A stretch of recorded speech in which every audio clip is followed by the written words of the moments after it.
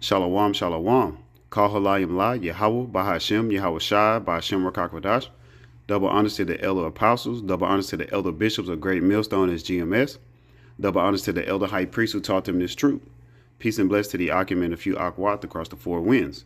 This is about the Mayim coming to you with another lesson.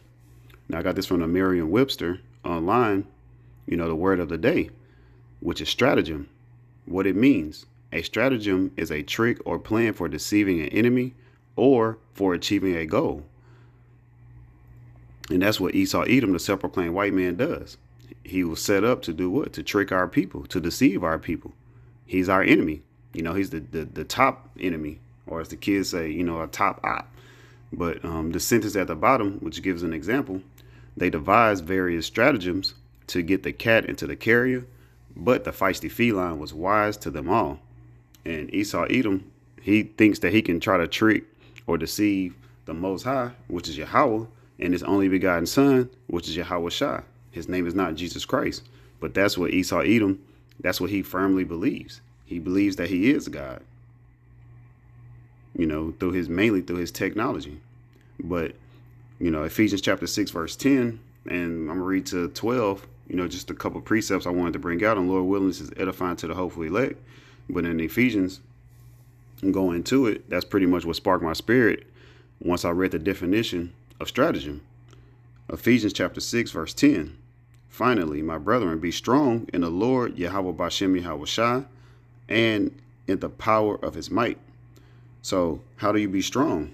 I like with the LA brothers, they have a blueprint that they follow by praying, fasting, studying, and working out. Work out profits a little, but it's still a profit. It's still a profit. It still, keeps you in good health so that you are able to prophesy. And prayer. Mainly Apostle Ricard goes into it. Well, all the apostles go into it, but Apostle Ricard, he pushes heavy of keeping your medicine strong through prayer, constantly praying. As the scriptures say, pray without ceasing. Ephesians chapter 6, verse 11. Put on the whole armor of Yahweh Bashem Yahweh Shai power, that ye may be able to stand against the wiles of the devil. So this is the precept that really came to mind that made me want to go into this lesson. But putting on the whole armor is having 100% truth. And yes, GMS does have 100% truth. And also, if you have to apply this 100% truth to your life, that's putting on the whole armor to being protected.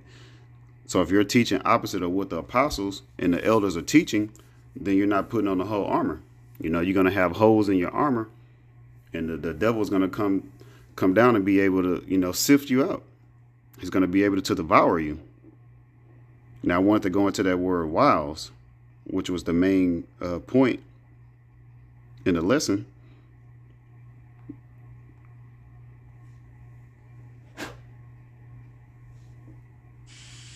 Strong's G 3180, Methodiah. So this is from the Blue Letter Bible. The outline of biblical usage goes into cunning arts, deceit, craft, trickery. Hey, again, it says deceiving and trick. In what it means, a stratagem is a trick or a plan for deceiving an enemy or for achieving a goal, which Esau Edom is trying to do all. He wants to he wants to try to get his birthright back. He wants to constantly deceive our people, into believing that we're going by these names that he gave us, opposed to the names that Yahweh Bashem Yahweh Shai gave us. Going into the 12 tribes of Israel.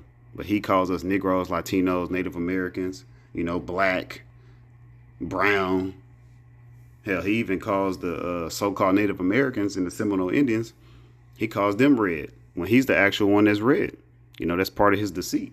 That's part of his trickery, his craftiness. He's a cunning hunter.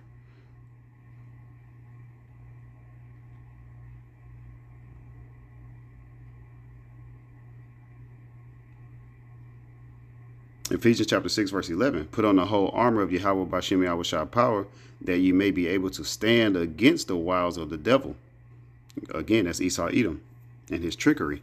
Ephesians chapter 6, verse 12. For we wrestle not against flesh and blood, but against principalities, against powers, against the rulers of darkness of this world, against spiritual wickedness in high places.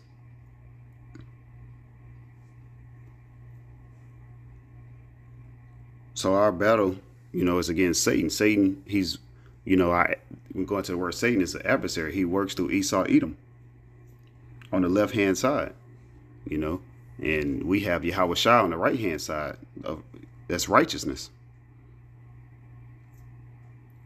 Esau, Edom is the self-proclaimed white man, but he is a deceiver. He's a devil. When you go into the word devil is diablos, which is deceiver.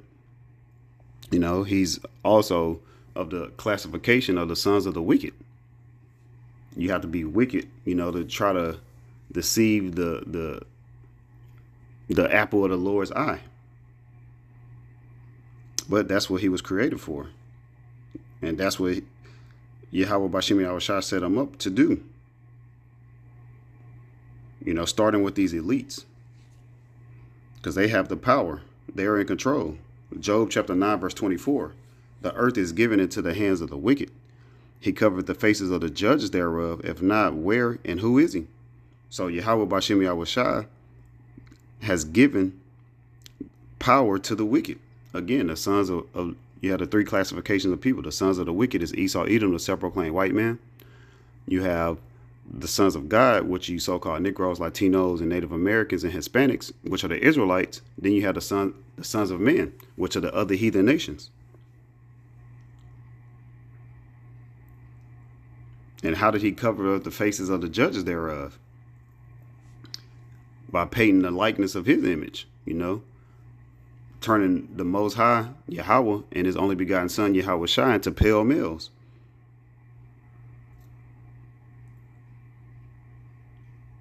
First Maccabees, chapter 3, verse 48, and laid open the book of the law, wherein the heathen had sought to paint the likeness of their images. So the book of the law is the scriptures, but he painted the likeness of his image, and he was the only nation who did that. Goes into iconoclasm. And again, back to the definition. He's trying to trick our people into thinking that the Most High and his only begotten son are Caucasians, which you still have the people of our nation that are still blinded by that till this day. And ultimately, if they continue to be blinded, the Lord wasn't dealing with them, and they're going to be destroyed, and they're going to be reincarnated back into the kingdom of heaven.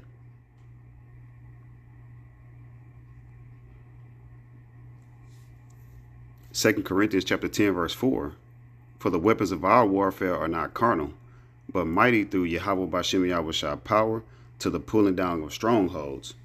So our weapons are not carnal, Having this truth helps us pull down these strongholds. The Lord opened up our eyes, gave us the eye salve to be able to see, opening up our ears so that we can hear these prophecies, these correct breakdowns.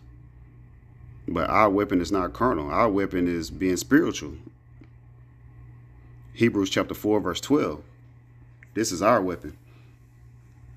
Hebrews chapter 4, verse 12. For the word of Yahweh Bashem Yahweh Shai power is quick and powerful, and sharper than any two-edged sword, piercing even to the dividing asunder of soul and spirit, and of the joints and marrow, and is a discerner of the thoughts and intents of the heart, which is the mind.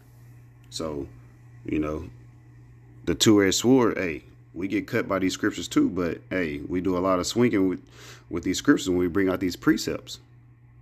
That's our weapon.